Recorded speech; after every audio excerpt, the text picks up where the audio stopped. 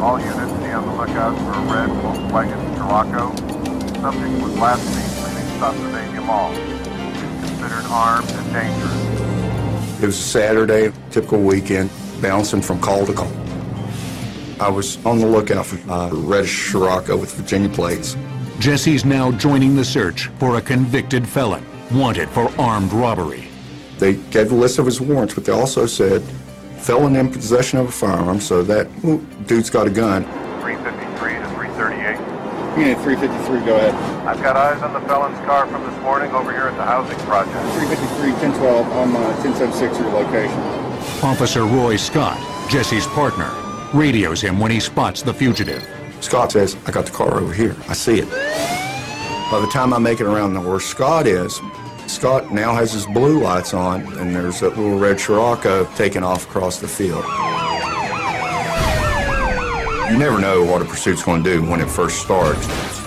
Is the guy really trying to get away from you? Is he just looking for a place to ditch the car and run? Can the guy even outdrive you? Under a minute, we're at speeds of 80. Scott is new to the force and has never been in a pursuit. Scott says, hey, if we're ever in a pursuit, the second you can, that you can take the lead, and I'll fall back and take the radio car. I was fine with that. But the chase takes a bizarre turn when the runaway vehicle starts to slow down. He's not trying to run away from me now. I just felt this is bad. He turns the signal on. I felt the hairs come up on the back of my neck, and I felt sick to my stomach. Jesse's experience tells him he's headed toward trouble when the car goes off the main road. About the time I go to make my turn into the driveway, I took my weapon out of the holster. And so I was driving my last few feet with my weapon in my hand. The driver pulls to an abrupt stop and then brandishes a gun. As you're seeing the gun and the car doors coming open, that was the worst moments. Where it's like, oh my God, this is happening.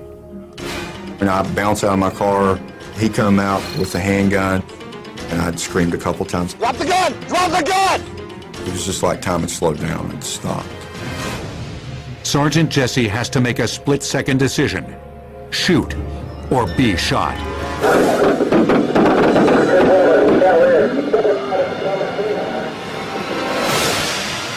I'm looking at this guy's arm and it's flexing. I can see those muscles ripple. And I quickly get off 2 rounds. And I'm watching as I'm shooting, his shirt is going floop, floop, floop, floop. It's not going down. This is, yeah. About this point, I come up, fire off 2 more. And that ends it, he goes down. You have those brief seconds, nanoseconds of this vivid fear. There can be no courage without fear. Jesse fires. The ordeal is over in seconds.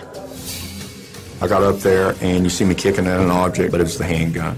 Sergeant Jesse's joined by Scott and another officer and struggles to understand why the gunman just tried to kill him. Why'd you point the gun at me, man? He answers, I wanted to die, man. After that, he didn't speak anymore to us. Every now and then I wonder, why'd you do that? Life is so precious, and once it's gone, you ain't ever getting it back. I didn't understand it. It's commonly known in law enforcement circles as those sorts of things, suicide by cop, you know. They want to end things, and but they don't have the courage to do it themselves, so they put law enforcement into it. It's a very crucial day in my existence.